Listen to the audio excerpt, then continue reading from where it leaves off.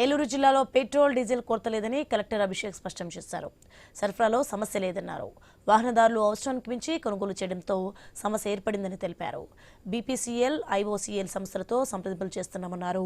అవసరం మేరకే petrol diesel కొనుగోలు చేయాలని వాహనదారులకు సూచించారు.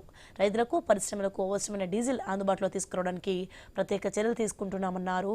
సోషల్ మీడియాలో జరుగుతున్న ప్రచారాన్ని నమ్మవద్దని సూచించారు.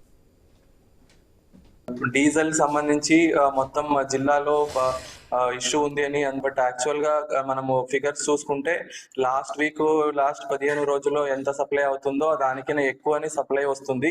బికాస్ మనకి ఇప్పుడు వేరే డిస్టిక్ లో కొంచెం సప్లై తగ్గింది అని పానిక్ సిచ్యుయేషన్ వల్ల మనకి ఇప్పుడు ఇక్కడ ఎక్కువ పానిక్ బుకింగ్స్ ఎక్కువ అవుతున్నాయి.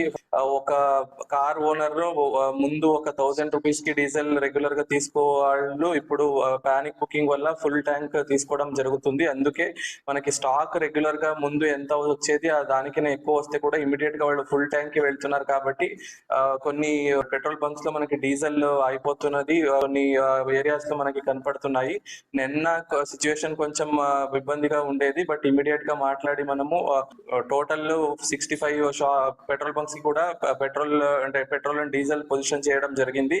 సో మనం రెగ్యులర్ గా అక్కడ రీజనల్ మేనేజర్స్ తో కూడా మాట్లాడుతున్నాము. ఏ విధమైన ఇష్యూస్ లేదు, సప్లై స్మూత్ గానే ఉంటుంది.